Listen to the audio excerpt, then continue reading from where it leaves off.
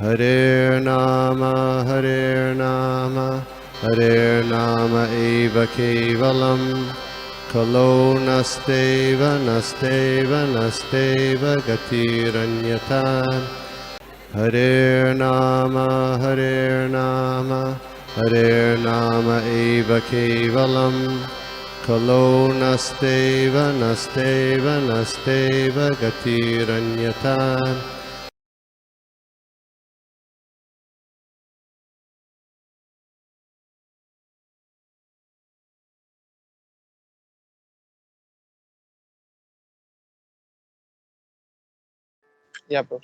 ओम नमो भगवते वासुदेवाय। ओम नमो भगवते वासुदेवाय। ओम नमो भगवते वासुदेवाय। नारायणं नमस्कृत्यं नरं चैव नरोत्तमं देवीं सरस्वतीं व्यासं ततो जयमुदीरयेत्। नष्टप्रायेषु भद्रेषु नित्यं भागवत सेवया भगवती उत्तमश्लोके भक्तिर्भवति नैष्ठिकी।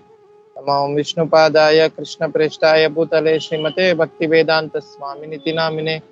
नमस्ते सारस्वते देवी गौरवाणी प्रचारिणे निर्विशेष शून्यवादी पाश्चात्य देशतारिणे।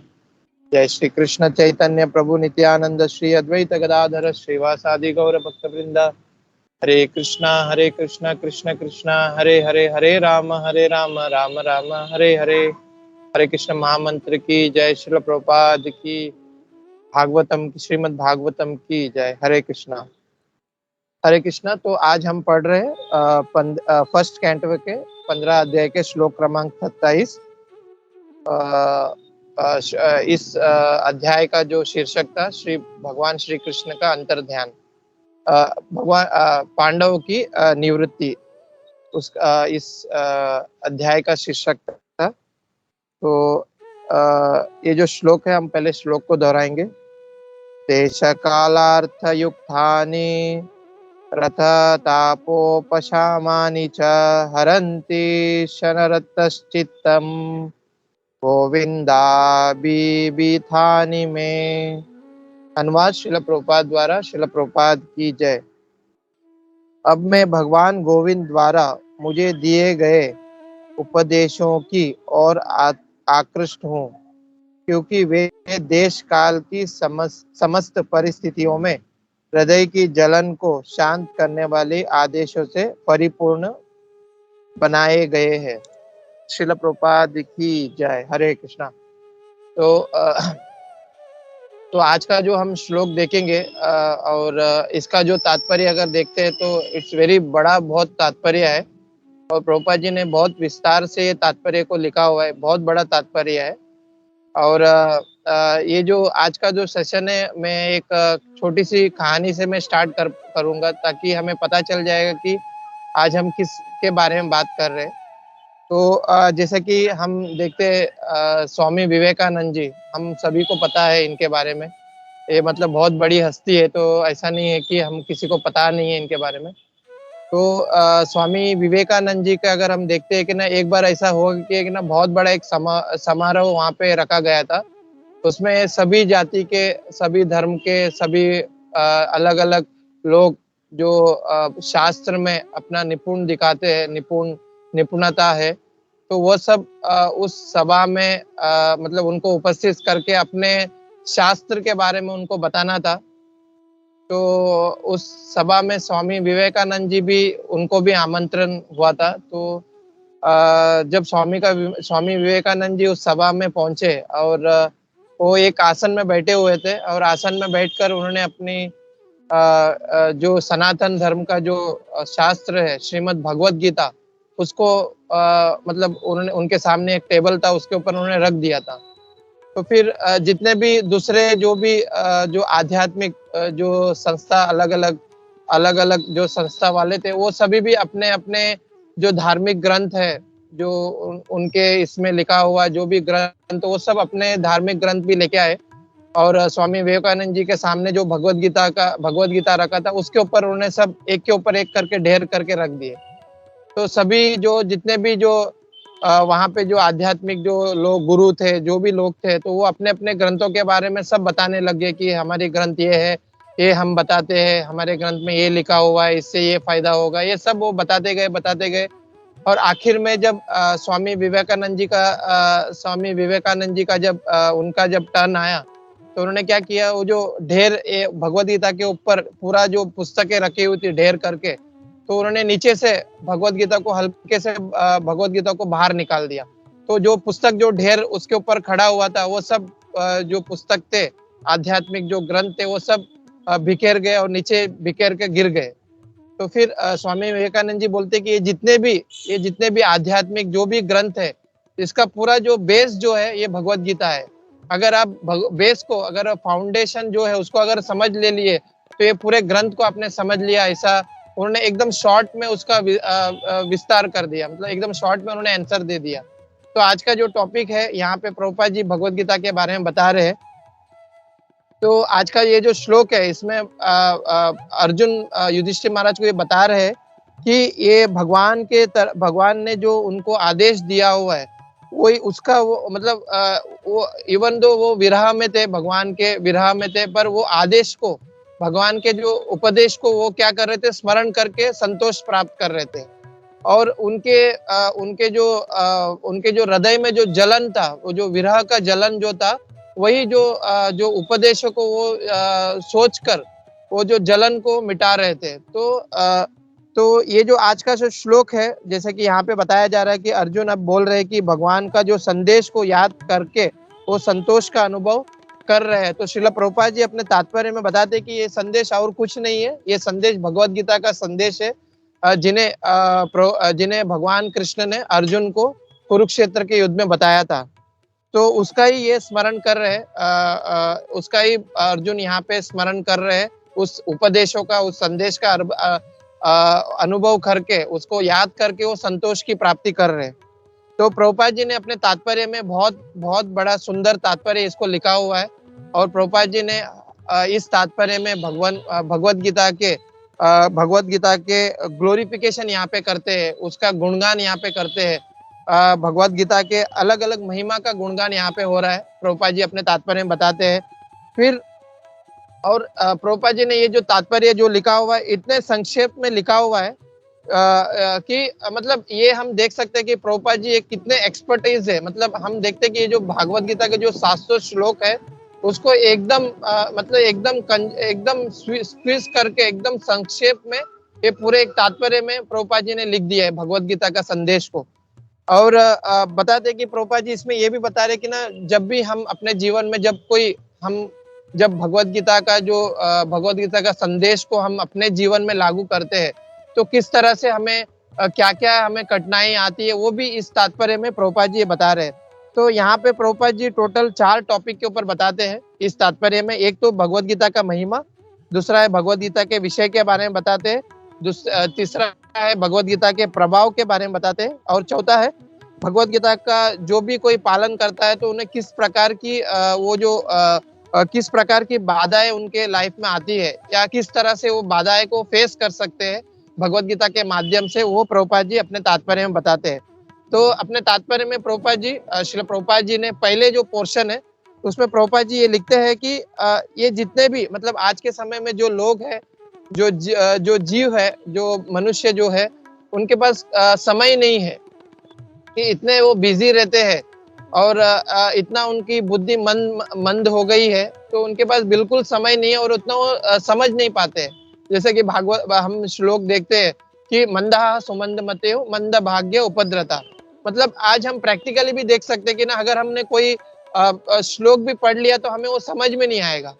तो आज जैसे कि आज का श्लोक देखेंगे, इतना छोटा एक अनुवाद है, उसमें अगर हम सिर्फ अनुवाद पढ़ लेंगे तो हमको कुछ समझ में नहीं आएगा कि यहाँ पे सुखदेव गोस्वामी जी क्या बताना चाह रहे हैं, या सुध गोस्वामी जी क्या बताना चाह रहे हैं इस श्लोक के माध्यम से, हमें समझ नहीं पाएगा। तो वही प्रभुपाद जी अपने पहले पोर्शन में बताते हैं कि आज का जो तात्पर्य है, मतलब पहले पोर्शन में प्रभुपाद जी ये बता रहे कि लोगों के पास समय नहीं है कि लोग ये जितने भी शास्त्र है, ये जितने भी ये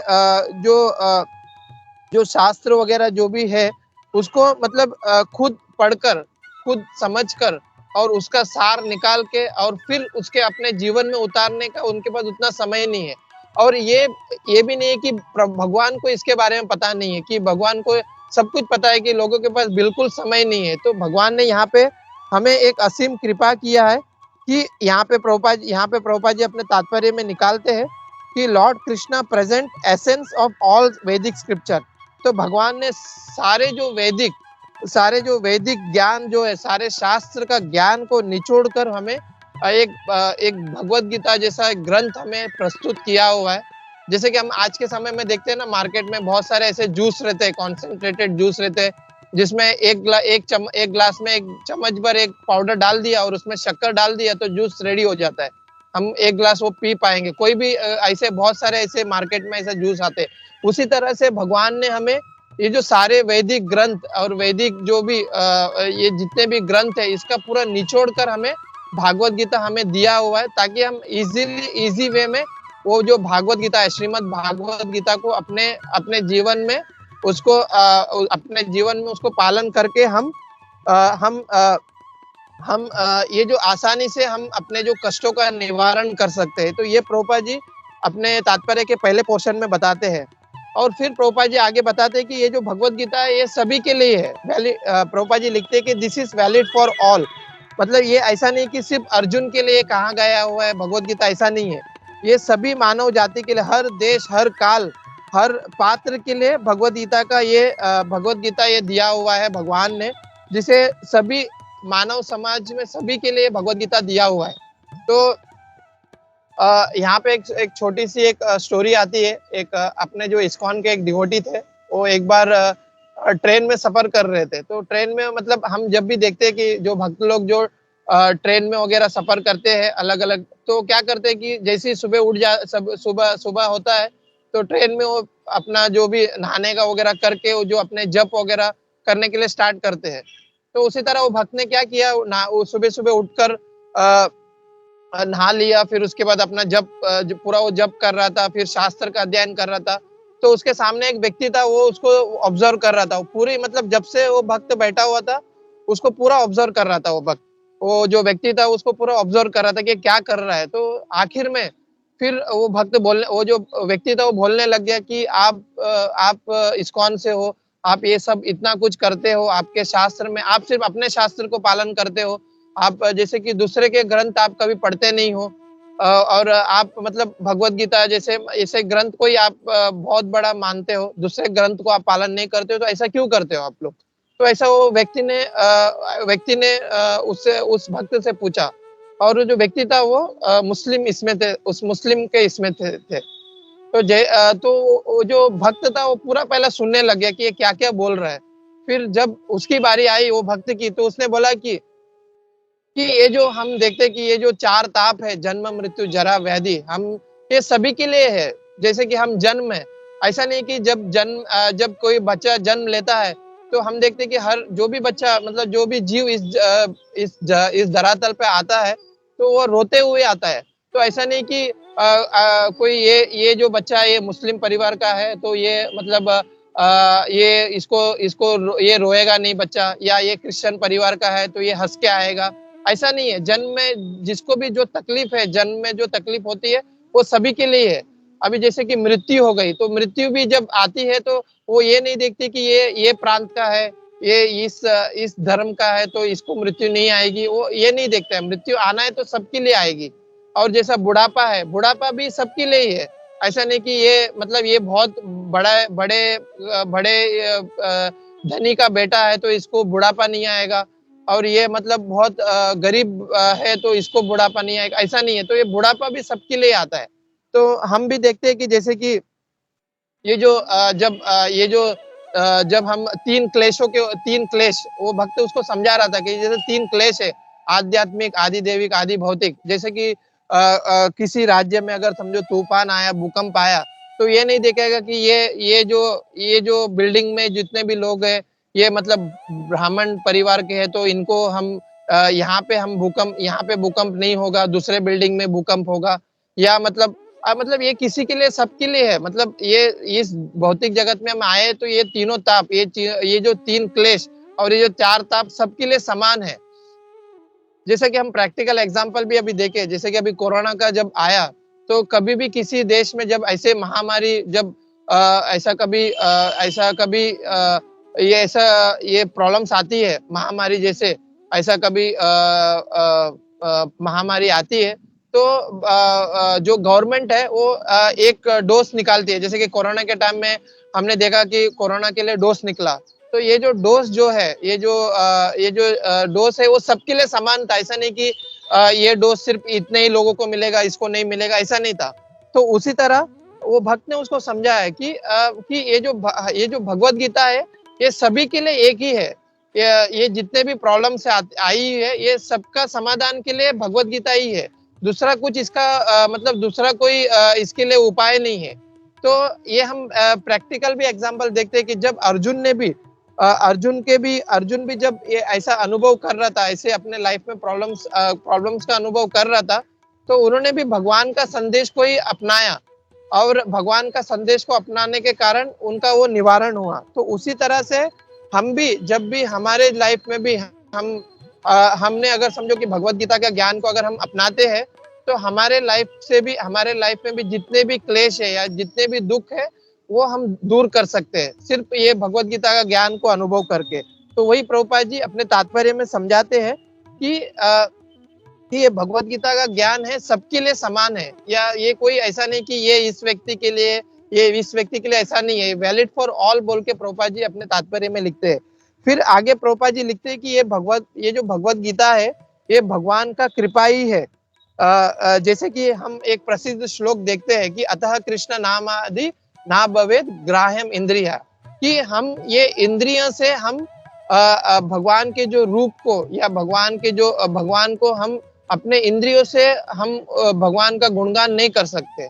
तो प्रभुपाद जी यहाँ पे अपने तात्पर्य में लिखते हैं कि जैसे कि भगवान इस धरातल पर आते हैं, अलग अलग रूपों में वो विस्तार करते हैं कि भगवान अपने नाम में विस्तार करते हैं, भगवान अपने विग्रह में विस्तार करते हैं। तो ये जो विग्रह जो है ये भी मतलब भौतिक वस्तु से बने हुए, और ये जो नाम भी हम बोल सकते हैं कि ये भौतिक हो सकता है, पर जब ये भगवान से जब जुड़ता है तो ये आध्यात्मिक बन जाता है। तो प्रभुपाद जी ये समझाते हैं कि जब हम भगवान के जो उपदेशों को हम अपने लाइफ में ग्रहण करते हैं, भले ही वो शुरू में वो लगता है कि ये भौतिक जैसा लगता है, बट वो जब हम भगवान के जब आदेशों को अपने लाइफ में हम ग्रहण करते हैं तो वो भी आध्यात्मिक बन जाता है, और उससे क्या होगा कि हमारे जितने भी कष्ट है उसका निवारण हो पाएगा। तो वो प्रभुपाद जी अपने तात्पर्य में समझाते हैं। तो इसलिए हमने देखा कि प्रभुपाद जी क्या बता रहे कि ना जो भगवत गीता है वो पूरे वेदों का सार है। और फिर आगे प्रभुपाद जी ये भी बता रहे थे कि ये जितने भी 700 श्लोक भगवत गीता में जो दिया हुआ है, तो भगवान भी हमारे लिमिटेशन को जानकर भगवान ने क्या कि ये जो सारे वेदों का जो निचोड़ है वो हमें भगवत गीता के अनुसार भगवत गीता के इसमें हमको दे दिया। और प्रभुपाद जी ये भी बताते हैं कि ये जो ज्ञान है सभी के लिए एक है, this is valid for all.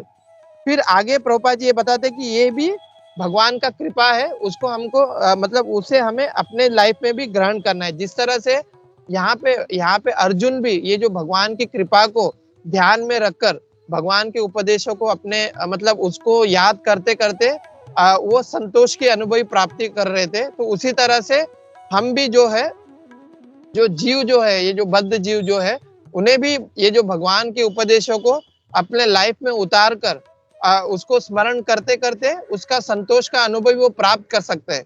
तो बहुत लोग बोलते हैं कि ना मतलब हम लोग कितने मतलब इस भौतिक मतलब इस भौतिक धरातल पर हम कितने प्रॉब्लम फेस कर रहे हैं, पर हम असली संतोष कभी आनंद कर पाएंगे जब हम भगवत गीता जैसे आध्यात्मिक जो स्क्रिप्चर्स है उसको अपने लाइफ में जब हम उतारेंगे, तब जाके इसका हम असली संतोष जो है उसको हम लोग अपने लाइफ में हम अनुभव कर सकते हैं। तो ऐसे बोलते हैं कि ये जो वेदों का जो श्लोक है या भगवत गीता का जो श्लोक है वो हमारे मित्र के रूप में है।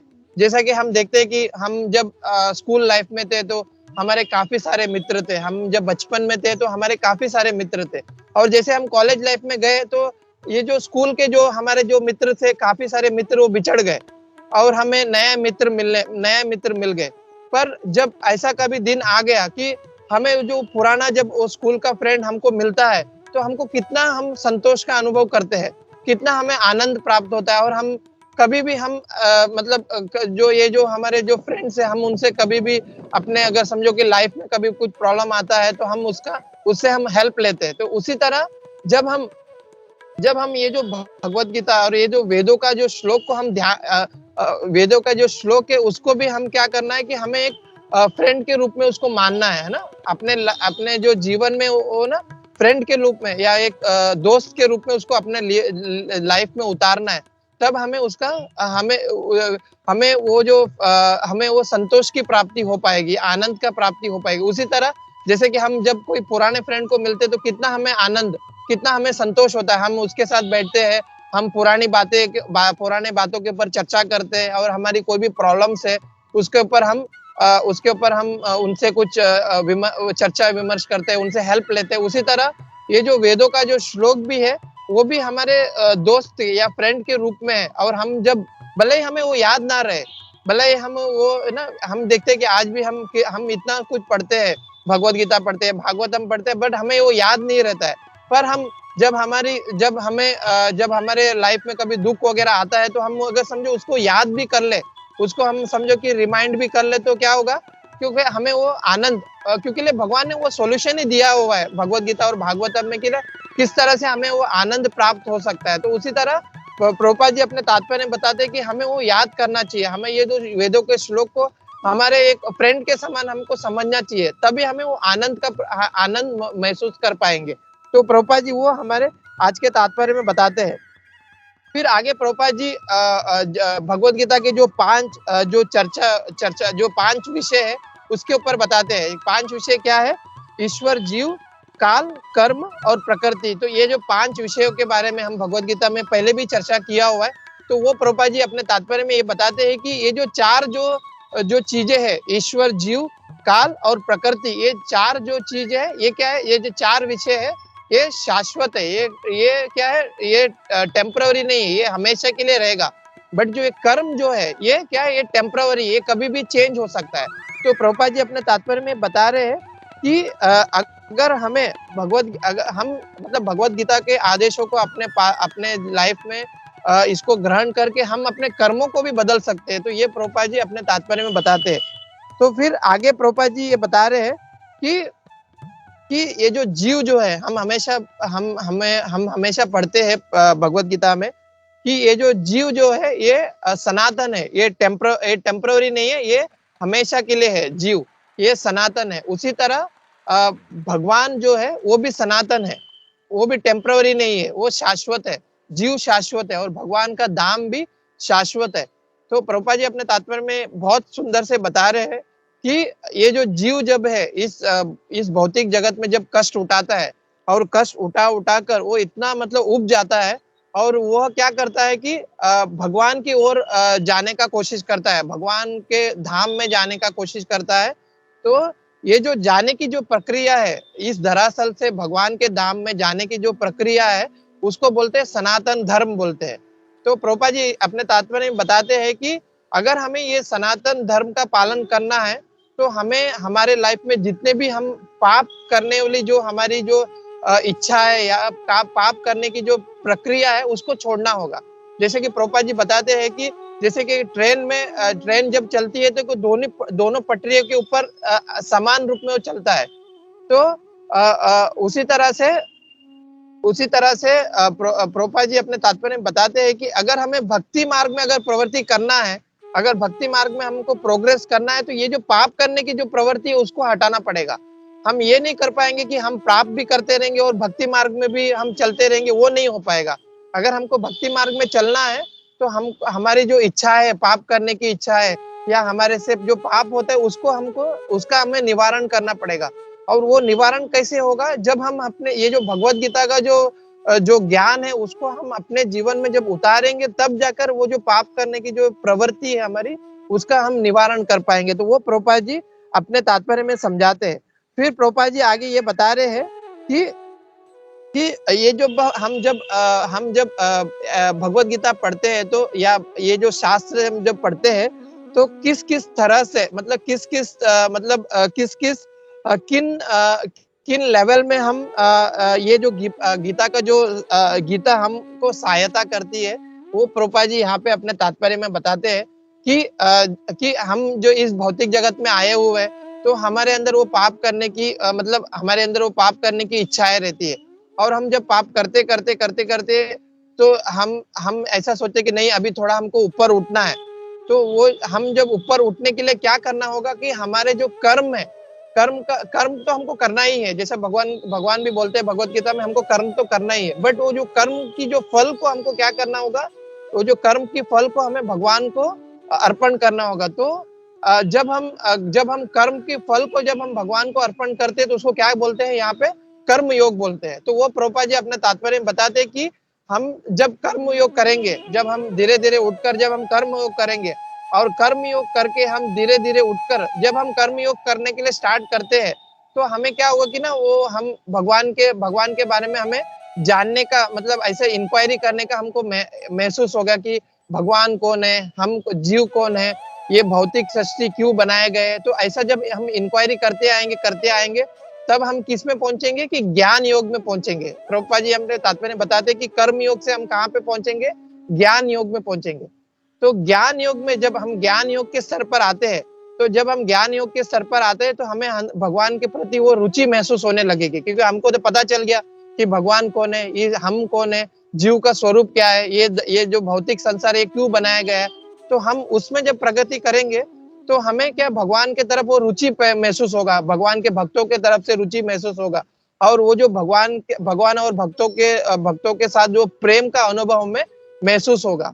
तो तब हम धीरे धीरे जब वहां पे जब हम बढ़ेंगे, तो वो क्या होगा, भक्ति योग कहलाता है। तो वो प्रभुपाद जी ये बता रहे कि हमें मतलब जो हमारे जो लाइफ में जब हम गीता का अध्ययन करते हैं, तो ये जो अलग अलग स्तरों से हम गुजरेंगे, तब जाके हम भक्ति योग के प्लेटफॉर्म में हम आ पाएंगे। तो प्रभुपाद जी अपने तात्पर्य में बताते हैं कि ये ज्ञान योग और भक्ति योग में क्या अंतर है, वो भी प्रभुपाद जी बता रहे। तो ज्ञान योग कौन रहता है कि ज्ञान योग जो ऐसा व्यक्ति रहता है कि ये जो भौतिक संसार में जो भी प्रॉब्लम आता है, तो वो जो ये जो प्रॉब्लम का जो सॉल्यूशन है, वो इस भौतिक संसार में ढूंढने का कोशिश करता है। जैसे कि अगर समझो गर्मी लग रही है, तो गर्मी लग रही है तो हम क्या करेंगे, एसी, हम ये सोचेंगे कि पंखा किधर है या एसी किधर है, जिससे क्या होगा कि ये जो गर्मी है इसको हम निवारण कर पाएंगे। तो ऐसे जो व्यक्ति है वो ज्ञान योग के स्तर पर रहता है। पर भक्ति योग के स्टेज पर कौन सा व्यक्ति रहता है कि भक्ति योग के स्टेज पर ऐसा भक्त रहता है या ऐसा जो व्यक्ति रहता है, वो ये हमेशा सोचते हैं कि ये जो भौतिक संसार में जो भी प्रॉब्लम्स है, इसका निवारण कब होगा, जब हम भगवान की भक्ति करेंगे, जब हम भगवान के धाम में जाएंगे, तब जाके हम ये जो 84 लाख योनियों से हम मुक्त हो पाएंगे, और ये जो जितने भी जो प्रॉब्लम्स है इससे हम मुक्त हो पाएंगे। वो प्रभुपाद जी अपने तात्पर्य में बता रहे कि ये जो ज्ञान योग और भक्ति योग के जो व्यक्ति है उसका क्या मतलब डिफरेंस है, वो अपने तात्पर्य में प्रभुपाद जी आप बताते हैं। फिर आगे प्रभुपाद जी बता रहे कि भगवत गीता का जो प्रभाव है उसके बारे में चर्चा करते हैं। कि यहाँ पे प्रभुपाद जी हमने देखा कि तात्पर्य में क्या लिखे कि अर्जुन बता रहे कि वो उनके अंदर वो जो हृदय में जो जलन है, उसको वो किस तरह से निवारण करते, वो उनका वो जो विरह का जो जलन है जो उनके हृदय में उत्पन्न हुआ है, उसको वो भगवान के जो उपदेश है उसको स्मरण कर वो उसका निवारण करते हैं। उसी तरह ये जो बद्ध जीव रहता है, ये जो भौतिक जो जीव जो रहता है, तो वो क्या है कि ना मतलब वो ऐसे विरह मतलब ऐसा वो भगवान के प्रति उसके हृदय में विरह उत्पन्न नहीं होगा, क्योंकि वो ये जो भौतिक संसार में इतना फंसा हुआ है। हम बोलते कि ना ये जो भौतिक संसार क्या है, दावानल है। तो ये जो दावानल का जलन है वो इतना इजी नहीं है इसको निवारण करने का। तो वो जो दावान का जलन को किस तरह से हम निवारण कर पाएंगे, तो जब हम भगवत गीता का जब स्मरण करेंगे, जब भगवत गीता का जो उपदेश है उसको हम अपने लाइफ में उतारेंगे, तब जाके ये जो दावानल जो है, ये जो भौतिक संसार का जो दावानल है, काम क्रोध मोह लोभ मद मत्सर्य, ये जितने भी जो दावानल है इसका निवारण कब होगा, जब हम ये जो भगवत गीता का जो उपदेश है उसको हम अपने जीवन में उतारेंगे, तब जाके ये जो दावानल है इसका निवारण होगा। वो प्रभुपाद जी अपने तात्पर्य में बताते हैं। तो मतलब पूरा एट द एंड हम ये देख सकते हैं कि प्रभुपाद जी अपने तात्पर्य में मतलब इसके माध्यम से हमें ये प्रेरणा दे रहा है कि जब तक हमारे अंदर भी ये जो भगवान के प्रति जो प्रेम की जो भावना उत्पन्न नहीं होगी, तब तक हमें ये जो भगवत गीता का जो ज्ञान है उसको अपने जीवन में उतारते रहना पड़ेगा। हम जैसा बोलते हैं कि भगवत गीता जो है ये एक स्कूल लेवल का टॉपिक है, और इसके ऊपर हम जब जाते हैं, भगवत गीता के ऊपर हम जब जाते हैं, उसके बाद हम लोग क्या करते हैं कि भागवतम जो ग्रेजुएट लेवल का जो ये रहता है, ग्रेजुएशन लेवल का जो ग्रेजुएशन लेवल का जो स्टडी रहता है वो रहता है। फिर बोलते हैं कि उसके ऊपर क्या है, चैतन्य चरितामृत है, मतलब वो पोस्ट ग्रेजुएशन लेवल का स्टडी रहता है। पर जैसे कि हम स्कूल में भी जब जाते हैं तो हम जब ग्रेजुएशन में जाते हैं तो हम स्कूल की पढ़ाई तो नहीं करते, स्कूल के बुक से पढ़ाई नहीं करते। तो उसी तरह जब हम पोस्ट ग्रेजुएशन करते हैं तो हम लोग कॉलेज की जो बुक्स है उसको पढ़ाई नहीं करते। पर आध्यात्मिक में ऐसा नहीं होता है। आध्यात्मिक में जो ज्ञान है, उसका जो ज्ञान का जो हमारे जो आध्यात्मिक लेवल में हर एक स्तर पर हमें ये भागवत गीता, भागवतम, चैतन्य चरितामृत, हर एक जो ज्ञान है हमें उसका मतलब उसका हर एक जो ज्ञान है उसका यूज करना होगा। आध्यात्मिक में ऐसा नहीं कि हम भगवत गीता को छोड़ दिए, भगवत गीता पढ़ लिए तो हम भागवतम ही पढ़ेंगे, भगवत गीता नहीं पढ़ेंगे, ऐसा नहीं है। हमें भागवत गीता, भागवतम, चैतन्य चरितामृत, हर एक ग्रंथ का हमें हर एक हमारे जो भक्ति के स्तर पर उसका यूज करना होगा, तब जाके हाँ हम ये जो जैसे कि अर्जुन जब ये संतोष का अनुभव कर रहा है, तो उसी तरह हम भी हमारे लाइफ में वो जो संतोष की अनुभव भी हम कर पाएंगे। तो वो प्रभुपाद जी अपने तात्पर्य में समझा रहे हैं। तो मैं यही प्रयास किया कि जो भक्तों के मुखारविंद से जो मैं कुछ बोलने का प्रयास किया, तो एज इट इज, मतलब जो भक्तों के मुखारविंद से मैं जो सुना वही मैं यहाँ पे बोलने का प्रयास किया। तो अगर मुझसे कुछ गलती हुई तो मुझे क्षमा कर दीजिए। तो यहाँ पे मैं अपनी वाणी को विराम देता हूँ। श्रील प्रभुपाद की जय, श्रीमद् भागवतम की जय, श्रीमद् भगवत गीता की जय, सभी एकत्रित भक्त वृंद की जय। हरे कृष्णा। श्रील प्रभुपाद की जय। हरे कृष्णा प्रभु, प्रणाम प्रभु।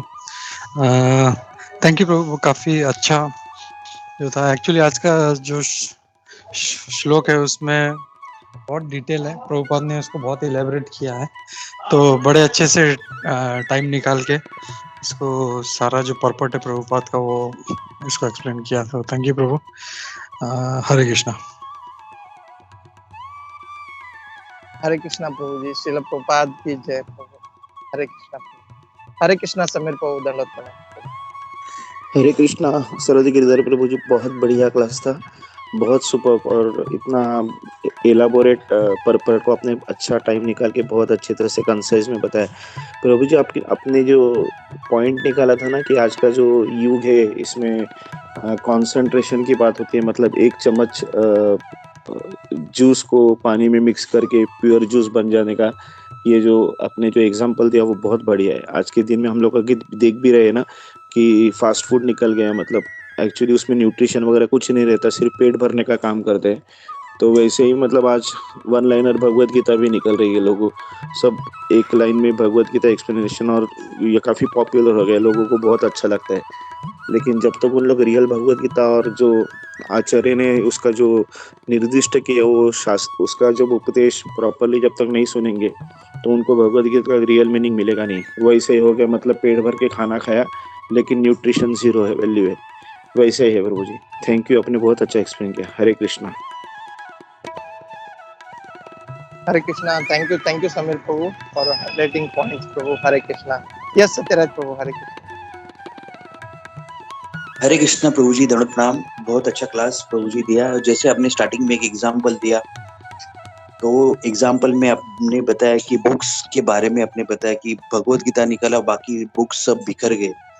तो वैसे ही अपने शिला प्रभुपाद जी का बुक्स है, मैं कंपेयर नहीं करना चाहता हूँ, लेकिन शिला प्रभुपाद जी के बुक्स है वो अल्टीमेट है, क्योंकि हम लोग को पता है कि शिला प्रभुपाद हमेशा बोलते हैं कि books are the basis, and ये बुक्स है, बुक्स फॉर द सोल करके। तो ये जो बुक्स है, हम लोगों ने देखा कि कितने सारे लोगों में परिवर्तन आ गया। मुस्लिम है, क्रिश्चियन है, रशिया में अगर हम लोग देखेंगे तो ओनली भगवत गीता पढ़ के वो लोग इतना लाइफ चेंज किया उन्होंने, and they dedicated their life for शिला प्रभुपाद। कुछ भक्तों ने केवल एक पेज पढ़ के वो लोग भक्त हो गए शिला प्रभुपाद जी का, because Srila Prabhupada want to please his guru Maharaj, and once guru Maharaj is please, lord Krishna definitely Radha Gopinath ji will please. So यही है अपना बेसिस शिला प्रभुपाद जी के बुक्स में. जैसे आप बोल रहे थे कि ये बहुत बड़ा लिखा है, तो हम लोग देख सकते हैं कि शिला प्रभुपाद जी कितना, उनके पास टाइम कम था. हम लोग देख सकते हैं उनका एज एडवांस एज में थे शिला प्रभुपाद, फिर भी उन्होंने रात रात भर जाग के उन्होंने इतना सब किया because he want to please his guru Maharaj, and through guru Maharaj he is pleasing lord Radha Gopinath ji. So यही पॉइंट मुझे ऐड करना था कि books are the basis and these books are for the soul. Hare Krishna Prabhu ji, दंडवत प्रणाम. Hare Krishna. Yeah, thank you so much, Satyaraj Prabhu. Thank you so much, Prabhu. Hare Krishna. Yeah, yes, Suraj Mata Prabhu. Hare Krishna. हरे कृष्णा. सर्वदे गिरि प्रभु, दंडवत प्रणाम. बहुत अच्छा class दिया प्रभु, और आपने आज मतलब भगवत गीता का इतना अच्छा ग्लोरिफिकेशन किया. एंड मतलब किस तरह से जो शास्त्र है and Bhagavad Gita is the essence, आपने बहुत मतलब विथ वेरी गुड पॉइंट्स आपने समझाए. इवन वो जो ट्रेन में जो आपने, वो बहुत अच्छा एग्जाम्पल था. तो thank you very much, thank you so much. And मतलब जैसे गोपीनाथ प्रभु ने कहा, आपने सारे पर्पट को इतने कम समय में बहुत अच्छी तरह से कवर किया और अच्छे अच्छे पॉइंट्स दिए. तो thank you Prabhu, thank you so much. Hare Krishna. Thank you for the wonderful class. धन्यवाद प्रणाम. Hare Krishna. Srila Prabhupada ki jai Prabhu. Hare Krishna. Yeah, yes, Uddhav Prash Prabhu ji. Hare Krishna. हरे कृष्णा प्रभु, बहुत सुंदर class था. और सबसे जो important बात तो ये थी, आप काफी समय के बाद में मैंने आपका क्लास सुना. इट वाज लाइक जो भी बातें आप बोल रहे थे, स्पेशली जो आप बोल रहे थे जब बचपन में जो स्कूल के फ्रेंड्स मिलते हैं, उसके बाद में वो फ्रेंड्स बिछड़ जाते हैं, फिर दूसरे नए फ्रेंड्स बनते हैं. तभी मेरा एक एक्सपीरियंस हुआ कि मैं लगभग you can say around almost 42 years के बाद में 2-3 फ्रेंड्स थे. अभी स्कूल के बाद में, उन स्कूल से हम लोग छूट गए थे, मतलब हम लोग बिछड़ गए थे. 42 इयर्स के बाद में अभी मेरे 10-15 दिन पहले मैं उनसे मिल के आया हूँ. इसके बीच में कोई कांटेक्ट नहीं था, कोई व्हाट्सएप नहीं, कोई कम्युनिकेशन नहीं. किसी एक फ्रेंड से मिला तो उसने फिर एक से मिला, वो भी मेरी वाइफ की वजह से. मेरी वाइफ ने उसको पहचाना और उसको बोला कि भाई ये जो आपका नाम ये है, तो उसने बोला हाँ. तो फिर मेरे को बोला कि मैं आपको किसी से मिलाना चाहती हूँ, तो उन्होंने उस फ्रेंड से मिलवाया. उसके बाद एक से दूसरा, दूसरे से तीसरा, ऐसे जुड़ कर हम लोग सब मिले और बड़ा आनंद आया सब पुरानी बातों को याद करते हुए. और उससे अच्छी बात ये थी कि सब जो हैं, जितने भी थे फ्रेंड्स, हम लोग 4 जन मिले थे. 2 जन आ नहीं पाए थे, तो जो 4 जन मिले वो भी मतलब स्पिरिचुअली एडवांस्ड हैं. They are from the Jain families, तो वो भी एडवांस्ड है स्पिरिचुअली. तो इतना मजा आ रहा था उनके साथ में इंटरैक्ट करके, तो रियली. एंड द प्रभुपाद का जो फिलोसॉफी है, प्रभुपाद ने जो समझाया है, वो उनके साथ में मैं जब डिस्कस कर रहा था, तो दोनों जो बाकी के 4 जन थे, वो जैसे नहीं, आप अपना एकदम आश्चर्य से सब देखते हैं कि ये क्या बोल रहा है, ये क्या बोल रहा है. और जब भी हम लोग मतलब जो डिपार्ट हुए, हम लोग जब भी छूटे, तो तभी वो बोल रहे मतलब यार तू मतलब इतने सालों के बाद में मिला है और थोड़ी देर बैठते हैं. मैं बोला भैया मेरे को कल ट्रैवल करना है, तो हम लोग मतलब मैं नहीं चल सकता. तो फिर उन्होंने, उनमें से एक ने प्रोग्राम बनाया कि हमारा एक जो मतलब प्रिंसिपल था, उस समय हमारा टीचर था, मगर उसके बाद उसका एडवांसमेंट होकर he became the principle of the school. तो वो बोला यहीं पे गांधीवाली में रहता है, उससे मिलने जाते हैं. तो he must be in his late 70s. उसको हम लोग मिलने गए. तो रात को हम लोग कुछ 9-9:30 बजे से घर पर गए थे, एंड ही वाज शॉक्ड. और फिर उसने सरप्राइजिंग बात ये थी कि उसने इतने बच्चों को पढ़ाया था, मगर हमारा जो बैच था उसके एक एक बच्चे का नाम उसको याद था. तो it was really amazing and we had a wonderful time. उसकी रिकॉर्डिंग्स हम लोगों ने की, उसके बाद में बात की उसके साथ में. तो एक ये जो आपने टॉपिक बताया वो बहुत इम्पोर्टेंट है और बहुत महत्वपूर्ण है. अगर वो जो मेमोरीज हैं उसी तरह, अगर जब ये फिर हम जो भी अभी भक्तों के साथ में मिलते हैं, तो भक्त अभी यहाँ पर दुबई के अंदर हमको भक्त मिले. अभी हम 1 महीना इंडिया में रहे, 1 महीने के बाद में आके जब क्लास के अंदर, जब मतलब प्रोग्राम के अंदर डिवोटीज को मिले, तो ऐसा लग रहा था कि भाई इनके साथ में भी जो हमने ना जुग बीत के हम इनसे दूर रहे थे. मतलब thought wise they were there in our mind, but when we physically saw them, ओ भैया कभी आया यार, तुम कभी आया. This is what exactly is the sweetness of association. और एसोसिएशन के अंदर भी अगर हम इन द सेंटर हम लोग भगवान की बातें रखेंगे तो it makes so impact. And जब बात करते हैं और हर बात को टॉपिक पे स्पिरिचुअलिटी को ले आते हैं तो इट रियली मेक्स जिसको बोलते हैं ना कि एक प्रभाव होता है। और दूसरे क्योंकि जीवेर स्वरूप जैसे आपने बताया नित्य कृष्ण दास, तो अपना जीव का स्वरूप भगवान का दास है और दास हमेशा अपने मालिक की बात को सुनना चाहता है। तो हम जो जब भी किसी के साथ में चर्चा करते हैं और उसमें उस टॉपिक उसमें बीच में आप भगवान कृष्ण को ले आते हैं तो it is of the same interest. हमारे लिए भी भगवान का जो टॉपिक इंटरेस्टेड है, जो सामने वाला, क्योंकि वो भी भगवान का दास ही है तो उसको भी उस चीज में इंटरेस्ट आ जाता है, भले ही वो किसी और मतलब जो पाथ को फॉलो करता हो। मगर जब भगवान का टॉपिक आता है तो he also starts listening and then when exchange of philosophy happens it really makes a very good impact. तो एक ये बात आई थी। और दूसरा जैसे आपने भगवत गीता को पूरे 700 श्लोक को संक्षेप में बता दिया। और समीर प्रभु ने अभी बताया कि जो आजकल की जनरेशन है कि भगवत गीता एक सेंटेंस के अंदर उनको बताना है, Bhagavad Gita in one sentence और वन पैराग्राफ, तो इट्स इम्पॉसिबल। अगर ऐसा होता तो भगवान जो है पूरे शास्त्रों का निचोड़ 700 श्लोक में नहीं करते, वो तो एक शब्द में कर देते हैं। मगर उन्होंने ऐसा नहीं कहा, ऐसा नहीं किया है। उन्होंने 700 श्लोक लिखे हैं, मतलब 700 श्लोकों का जो ये चर्चा हुई है। और 700 श्लोक भी कैसे हैं कि भगवान जो अर्जुन है भगवान से पूछ रहा है और भगवान उसको जवाब दे रहे हैं। तो अर्जुन के जितने डाउट्स हैं वो हमारे डाउट्स हैं। तो इन डाउट्स के बाहर और कोई डाउट्स नहीं है। तो भगवत गीता जिसको बोलते हैं ना कंसाइज एक जो शास्त्र है जिस कंप्लीट उसके अंदर है। तो 700 शास्त्र से हमको कुछ भी इसकी घटता ही नहीं करनी चाहिए। It's really stupidity. और बाद में जो आपने भगवत गीता के इतने सारे जो पहलुओं को आपने कवर किया ज्ञान योग के ऊपर, दूसरे योगों के ऊपर, was really amazing. And it was like बोलते हैं कि भाई अभी इस पर्पल को फिर से ध्यान से पढ़ना पड़ेगा। जो जो आपने बातें बताई है तो वो हमको याद आ जाएंगी। Thank you so much, wonderful class, really wonderful class Prabhu. Hare Krishna. Hare Krishna Prabhu. Srila Prabhupada की जय। या प्रभु मतलब भागवत ये जो आज का तात्पर्य है प्रभु, इट वाज मतलब बहुत प्रभुपाद जी ने, मैंने उसमें से सिर्फ पॉइंट उठा के बोला है प्रभु, प्रभुपाद जी ने सब अपने तात्पर्य में लिखा हुआ था। Hare Krishna, thank you so much Prabhu. Hare Krishna. इसके लिए जो है ना एसोसिएशन और जो है श्रवणम कितना इम्पोर्टेंट है। हम लोग पढ़ लेते हैं मगर उस समय हमको क्लिक नहीं होता है। मगर जब आपने इसको सुनाया और हमने श्रवण किया तो ये अभी एक जो इच्छा प्रकट हो रही है कि जाके फिर एक बार जो पर्पल को ध्यान पूर्वक पढ़े और उसको समझने का प्रयास करें। Thank you so much Prabhu. Hare Krishna. Hare Krishna प्रभु।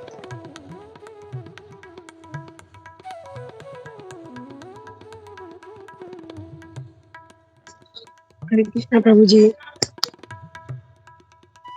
हरे कृष्णा। हरे कृष्णा माता जी। धन्यवाद, प्रणाम माता जी। प्रभु थैंक यू वेरी मच।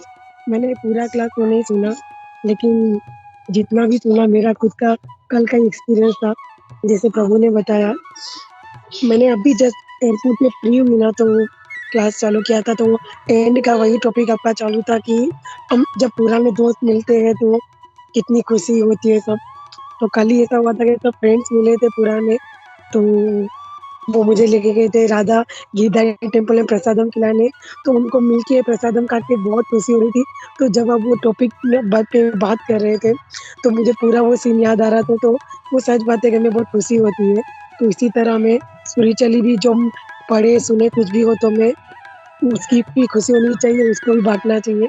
तो प्रभु ने जैसे अपना एक्सपीरियंस बताया, मेरा भी सेम वही एक्सपीरियंस था। और प्रभु जितना भी क्लास सुना रियली बहुत अच्छा था।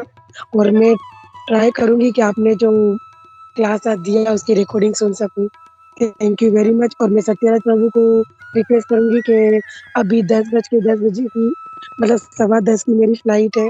तो जैसे कल प्रेयर किया था, आज भी आप लोगों की प्रेयर्स और ब्लेसिंग्स की बहुत जरूरत है कि हम अच्छे से पहुंच सकें।